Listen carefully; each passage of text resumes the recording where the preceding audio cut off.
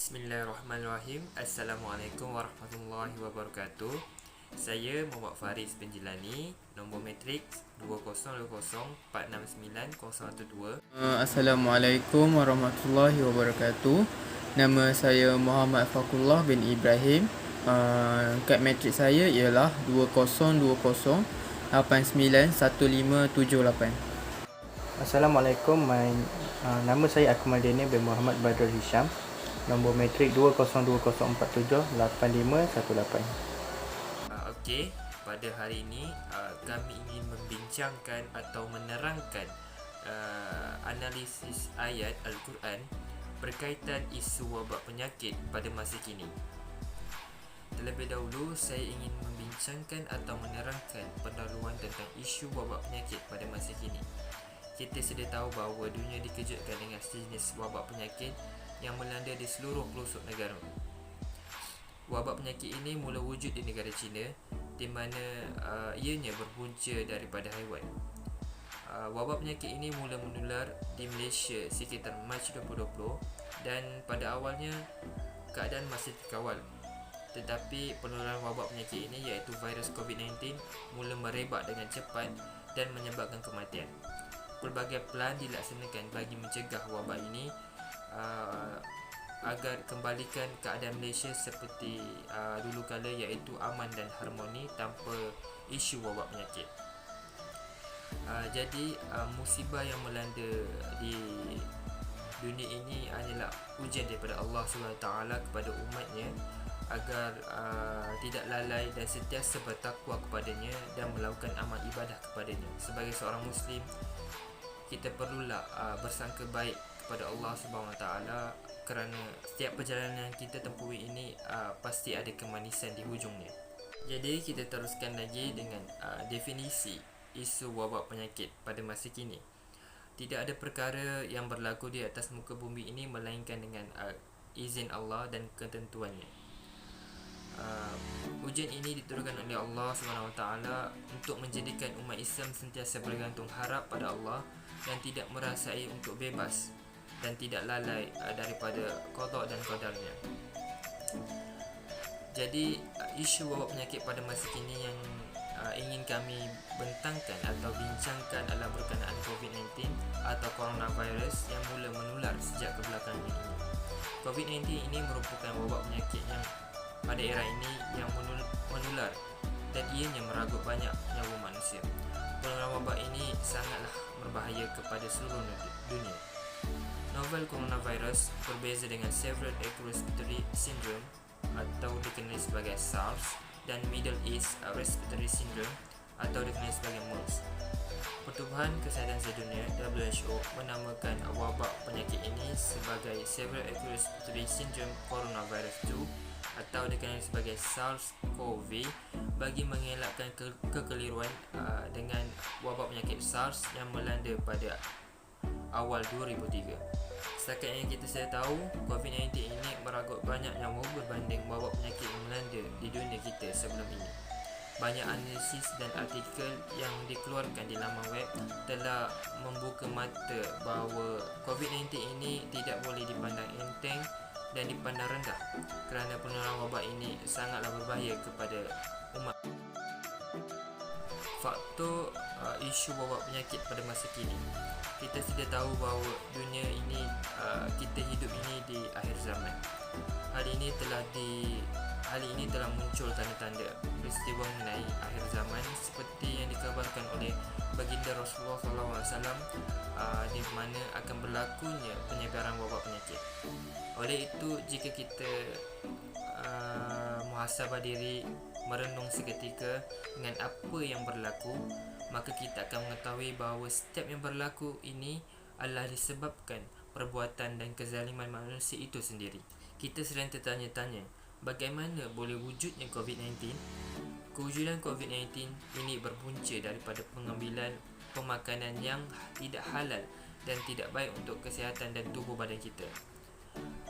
Pengambilan makanan seperti haiwan liar, iaitu ular, kelawar, menjadikan punca penyebaran wabak COVID-19 ini. Hari ini haiwan hidup seperti ular, kelawar boleh mendatangkan kemudaratan kepada manusia tetapi tidak kepada makhluk lain. Justru itu, tidak semua makanan kita sebagai manusia boleh menjamahnya dan ianya perlu halal bahkan suci dan tidak memudaratkan manusia. Musibah menerusi penyakit ini adalah suatu penyakit atau wabak yang membahayakan. Tidak ada siapa yang mampu untuk menghapuskannya melainkan dengan izin Allah SWT. Terdapat kesan yang berpunca daripada isu wabak penyakit pada masa kini. Pertama, ianya memberikan kesan kepada yang mendalam terhadap masyarakat dan ekonomi negara, terutamanya Malaysia pada masa kini. Malaysia atau rakyat Malaysia terpaksa bekerja dari rumah kerana kesan penularan wabak penyakit ini yang sangat berbahaya dan cepat. Masyarakat terpaksa bekerja di rumah dan di atas talian, dalam arti kata lain, work from home. Situasi ini memberikan kesukaran kepada masyarakat kerana pelbagai program atau projek terpaksa dibatalkan dan ditangguhkan. Selain itu, menjalankan sesi pembelajaran secara atas talian, para pelajar turut terkena tempias kerana mereka terpaksa menjalankan sesi pembelajaran secara atas talian atau ODL atau dikenali sebagai Open Distance Learning. Tambahan pula, para pelajar mengalami masalah tertentu seperti kekurangan data internet bagi mengakses pembelajaran yang dilakukan di beberapa platform seperti Zoom, Gmeet, Webex dan sebagainya. Terdapat juga segelintir para pelajar yang tidak mampu menjalankan sesi ODL ini kerana mereka merasakan pembelajaran secara atas talian ini amatlah sukar bagi mereka. Terusnya, pelaksanaan perintah kawalan pergerakan yang dilaksanakan di Malaysia bagi menghalang atau mencegah daripada wabak penyakit ini tular di negara Malaysia. Akhir sekali, sektor ekonomi yang merundung kerana penularan wabak penyakit ini. Bukan sahaja di Malaysia, namun seluruh pelosok negara terkesan dengan ekonomi. Hal ini kerana sektor ekonomi terpaksa ditutup disebabkan untuk berwaspada daripada peningkatan kes COVID-19.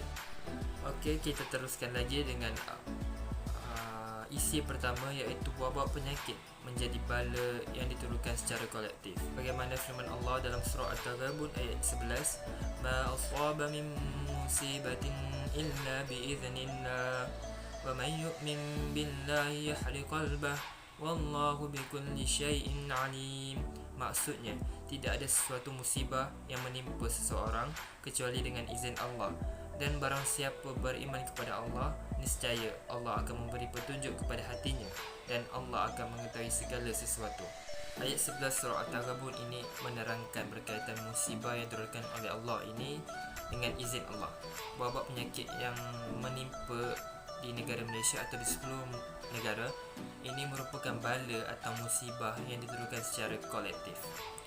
Kadang-kadang kita terfikir atau timbul persoalan di benak fikiran seperti mengapa mereka turut terkena musibah sedangkan yang melakukan kezaliman dan kerosakan adalah pihak yang lain. Tapi jika kita tidak fahami dengan jelas, boleh menjadikan seseorang itu seakan tidak redha dengan ketentuan oleh Allah SWT. Hakikatnya, terdapat bala atau musibah yang ditimpa oleh Allah SWT secara kolektif kerana beberapa sebab, iaitu sebagai pengajaran ke atas kita agar lebih berhati-hati dan sentiasa taat kepada perintah dan suruhan oleh Allah SWT serta meninggalkan segala larangannya. Poin yang ketiga adalah musibah yang ditimpa oleh Allah SWT kadang menimpa dalam keadaan mengejut tanpa manusia menjangkakan perkara itu akan berlaku. Hal ini demikian kerana manusia memiliki pemikiran yang terbatas dan balasan yang ditimpa oleh manusia itu adalah hasil kelalaian kita sendiri. Seterusnya, poin yang keempat, wabak penyakit ini menjadi ketakutan dan panik manusia secara ramai kerana sifat wabak yang menular daripada individu ke individu yang lain dengan cepat. Ia berjangkit menerusi sentuhan, udara dan sebagainya. Malah wabak penyakit ini adalah musibah atau hukuman ke atas golongan yang kufur dan zalim serta melampaui batas. akhir perbuatan jahat mereka ditimpakan hukuman oleh Allah SWT dengan pelbagai bentuk bala, di antaranya ialah wabak penyakit yang mengakibatkan ketakutan dan ancaman kepada golongan kufur dan zalim tersebut. Poin yang terakhir, bagi umat Islam, musibah yang diturunkan oleh Allah SWT ini adalah bersifat ujian dan penghapus dosa. Asasnya kehidupan di dunia ini pasti tidak sunyi dengan ujian daripada Allah. Ujian tersebut sama ada berupa kesenangan atau juga berbentuk musibah dalam apa jua jenis gambaran. Allah tidak akan menurunkan ujian kepada hamba-Nya, melainkan hamba-Nya mampu mengatasi ujian tersebut. Hubungan dengan itu, kita sebagai umat Islam perlulah bersangka baik kepada Allah SWT ke atas ujian yang diberikan kepada kita sebagai penghapus dosa. Kita ini adalah manusia yang lemah dan tidak lari daripada melakukan dosa. Kita juga bukanlah seorang yang sempurna. Oleh itu, anggap sahaja ujian yang diberikan oleh Allah itu sebagai penghapus dosa kita pada yang masa lalu, agar kita sentiasa beringat dan bertakwa kepada Allah Subhanahu Wa Taala. Seterusnya adalah isi 2. Isi 2 adalah berkaitan tentang punca tercetus wabak penyakit. Di dalam surah Al-Baqarah ayat 249, Allah telah berfirman mengenai wabak penyakit yang menimpa suatu negeri. Hal itu kerana mereka meminum air sungai. Jika diteliti dalam surah itu, sebenarnya wabak penyakit ini berpunca daripada mikroorganisma, iaitu virus. Virus sebenarnya adalah kebesaran Allah SWT. Virus yang tidak dapat dilihat dengan mata kasar dan memerlukan pertolongan mikroskop adalah punca besar terjadinya wabak penyakit ini. Selain itu, wabak penyakit ini berpunca daripada manusia itu sendiri. Ketegilan dan ketamakan manusia itu akhirnya memakan diri sendiri. Sebagai contoh lagi, kita dapat lihat coronavirus berpunca daripada kebodohan manusia itu, iaitu memakan haiwan eksotik dan haiwan berbahaya. Maka mereka telah mendapat virus corona daripada kelawar. Maka Islam telah mengajar kita dalam menjaga kebersihan dan pemakanan. Oleh itu, wabak penyakit ini, jelaslah wabak penyakit ini datang daripada manusia sendiri dan kebodohan manusia sendiri. Maka kita hendaklah sentiasa menjaga kebersihan dan pemakanan kita agar wabak penyakit ini tidak terjadi di masa akan datang. Seterusnya adalah isi ketiga, iaitu kesan dan hikmah wabak penyakit kepada manusia. Di dalam surah Ar-Rum ayat 41, Allah telah berfirman bahawa telah timbul berbagai kerosakan dan bala bencana di darat dan di laut dengan sebab apa yang telah dilakukan oleh tangan manusia. Kerana Allah merasakan balasan perbuatan-perbuatan buruk yang mereka telah lakukan supaya mereka bertaubat. Berdasarkan surah Ar-Rum ayat 41, kita dapat melihat, pertama sekali, kita dapat lihat wabak penyakit ini adalah sebagai azab dan hukuman kepada mereka yang melakukan kemungkaran, dan Allah telah menghantar sebagai azab kepada mereka. Kedua ialah kesan wabak penyakit ini ialah sebagai rahmat dan syahadah. Kita dapat lihat ramai orang mati disebabkan wabak penyakit ini sebagai satu mati syahid. Dan mati syahid itu adalah perkara yang diingini oleh umat Islam kita. Seterusnya adalah untuk memperbetulkan manusia. Jika kita lihat coronavirus ini yang sekarang melanda di negara kita maupun di seluruh dunia adalah untuk memperbetulkan manusia dan mengingatkan kita bahawa kebesaran Allah itu ada. Kesan dan hikmah wabak penyakit yang seterusnya ialah Allah Subhanahu Wa Taala telah menyediakan pahala buat penghidap penyakit ini yang bersabar, manakala bagi yang meninggal dunia kerana penyakit ini diberikan Allah Subhanahu Wa Taala dengan pahala syahid. Manakala bagi para petugas dan pekerja barisan hadapan yang sedaya upaya mampu membendung penyakit ini daripada menular, maka bagi mereka juga diberikan pahala sedekah kerana telah menolong dalam perkara kebaikan dan atas dasar takwa. Selain akhir sekali ialah kesan yang paling besar kita boleh lihat kepada manusia ialah kehilangan sumber pendapatan untuk menyara hidup. Ya, kita boleh lihat di zaman pandemik COVID-19 ini ramai telah kehilangan sumber pendapatan mereka dan ramai kehilangan kerja. Jadi ini adalah salah satu kesan yang paling besar dan memberi banyak impak kepada manusia sekarang. Maka apa yang boleh saya cakap di sini, kita sebagai manusia hendaklah bersabar dengan ujian yang diberi kerana setiap perkara mesti ada hikmahnya. Isi yang keempat ialah cara mencegah dan penyembuhan penyakit.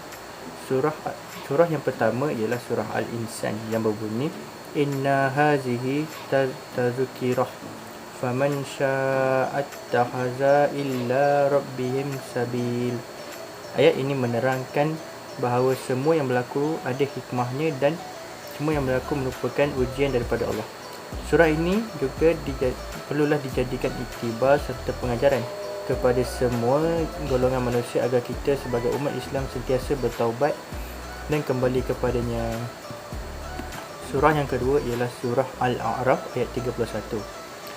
Ayat ini bermaksud, wahai cucu Adam, pakailah pakaian kamu yang bagus pada setiap masjid dan makan minum, tetapi jangan berlebihan. Sesungguhnya Allah tidak menyukai orang yang berlebih-lebih.